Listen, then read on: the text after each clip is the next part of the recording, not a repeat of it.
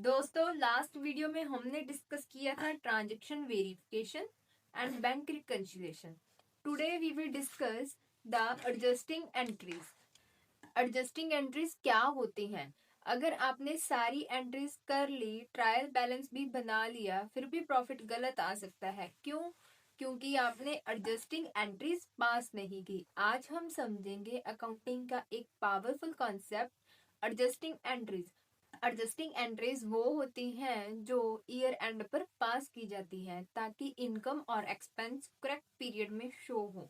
जैसे जो एक्सपेंस इस साल का है इसी साल दिखना चाहिए और जो इनकम इस साल की है इसी साल दिखनी चाहिए। इसको कहते हैं matching principal adjusting entries. Adjusting entries 4 types की होती हैं: outstanding expenses, prepaid expenses, accrued income, unearned income. अब हम इसको वन बाय वन समझते हैं। First is outstanding expenses. ये वो एक्सपेंसेस होते हैं जो ड्यू हो गए हैं लेकिन अभी पे नहीं हुए। For example salary. सैलरी 10,000 मार्च की सैलरी ड्यू हो गई है लेकिन अभी पे नहीं हुई और एंट्री क्या बनेगी? Salary account debit to outstanding salary account. इसका इफेक्ट क्या आएगा? इफेक्ट आएगा एक्सपेंसेस इंक्रीज हो जाएंगे, लायबिलिटी क्रिएट हो जाएगी। क्यों? क्योंकि एक्सपेंस इस ईयर का है लेकिन पे नेक्स्ट ईयर में होएगा। Second is prepaid expenses. ये वो एक्सपेंसेस होते हैं जो एडवांस में ही पे हो गए। साल का इंश्योरेंस 12,000 पे कर दिया लेकिन 3 महीने ही यूज हुआ, बाकी का 9,000 नेक्स्ट ईयर का है। इसकी एंट्री डालेंगे prepaid expenses debit to expenses account. Effect क्या आएगा? एक्सपेंस रिड्यूस हो जाएगा, एसेट क्रिएट हो जाएगा। क्यों? क्योंकि जो फ्यूचर का है वो इस ईयर का एक्सपेंस नहीं है। Next is accrued income. ये वो इनकम है जो अर्न हो गई है लेकिन रिसीव नहीं हुई। फॉर एग्जाम्पल इंटरेस्ट 5,000 अर्न हो गया है लेकिन अभी मिला नहीं है। इसकी एंट्री क्या बनेगी? Accrued income account debit to income account. क्यों? क्योंकि इनकम इस ईयर की है चाहे पैसा बाद में आए। इसका इफेक्ट क्या जाएगा? इनकम हमारी इंक्रीज हो जाएगी और एसेट क्रिएट हो जाएगी। And the last adjusting entry type is unearned income. ये वो इनकम है जो एडवांस में मिल गई है लेकिन अभी अर्न नहीं हुई है। फॉर एग्जाम्पल 10,000 की एडवांस मिल गया है लेकिन सर्विस नेक्स्ट ईयर में देनी है। इसकी एंट्री होगी income account debit to unearned income account. इसका इफेक्ट जाएगा इनकम हमारी रिड्यूस हो जाएगी, लायबिलिटी हमारी क्रिएट हो जाएगी। क्यों? क्योंकि अभी सर्विस नहीं दी गई है। अब इन एडजस्टिंग एंट्रीज को आप याद कैसे रहोगे? इसकी सिंपल ट्रिक है। एक्सपेंस ड्यू हो गया, ऐड कर दो। एक्सपेंस एडवांस में रिसीव हो गया, माइनस कर दो। इनकम अर्नड हो गई, ऐड कर दो। इनकम एडवांस रिसीव हो गई, माइनस कर दो। बस ये लॉजिक समझ लो, सब क्लियर हो जाएगा। एडजस्टिंग एंट्रीज क्यों इम्पोर्टेंट है? करेक्ट प्रॉफिट कैलकुलेट करने के लिए, एक्यूरेट फाइनेंशियल स्टेटमेंट्स के लिए, मैचिंग प्रिंसिपल फॉलो करने के लिए। अगर ये एंट्री पास नहीं की तो प्रॉफिट गलत हो जाएगा, बैलेंस शीट गलत हो जाएगी। बस यही थी एडजस्टिंग एंट्रीज।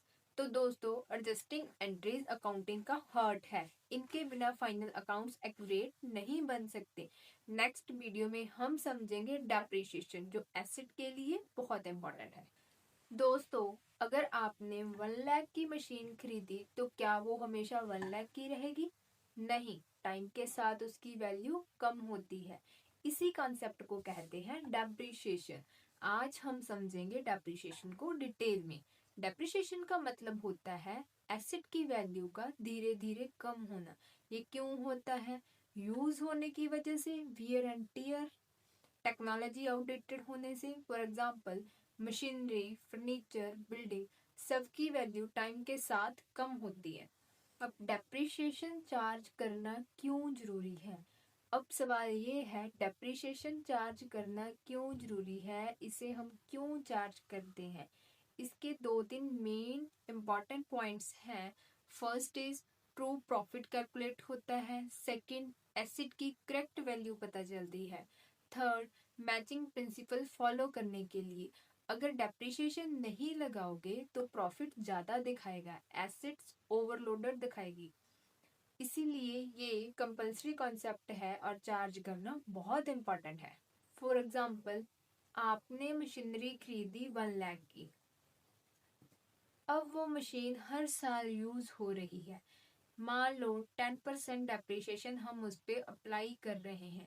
फर्स्ट ईयर उसकी वैल्यू 1 लाख थी और 10% डेप्रिसिएशन होके उसकी वैल्यू 90,000 रह गई। सेकेंड ईयर फिर वैल्यू 10% से कम हो जाएगी। ऐसे ही ईयर बाय ईयर डेप्रिसिएशन डल के एसेट की वैल्यू डिक्रीज होती रहेगी और एक दिन वो हमारे बिजनेस में से खत्म हो जाएगी। दोनों मेथड्स का डिफरेंस क्या होगा? स्ट्रेट लाइन मेथड मतलब फिक्स्ड अमाउंट, हर साल एक ही अमाउंट डिक्रीज होगी। रिटन डाउन वैल्यू मेथड मतलब डिक्रीजिंग अमाउंट, हर साल रिमेनिंग वैल्यू पर डेप्रिसिएशन कैलकुलेट होगी according to the rate. Depreciation की एंट्री क्या होती है?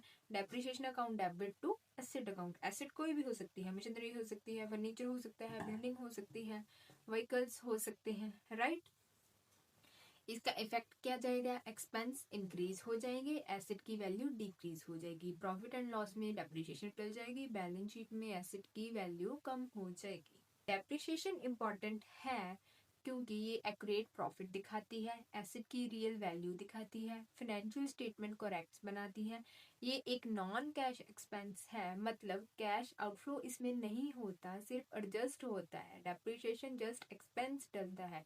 तो दोस्तों, डेप्रिसिएशन एक इम्पॉर्टेंट कॉन्सेप्ट है जो हर बिजनेस में यूज होता है। इसके बिना अकाउंट्स इनकम्प्लीट माने जाते हैं और हर बिजनेसमैन डेप्रिसिएशन का एक्सपेंस साल के एंड पर ही डालता है। नेक्स्ट स्टेप में हम समझेंगे ट्रायल बैलेंस, जो अकाउंटिंग की बैकबोन है। ओके।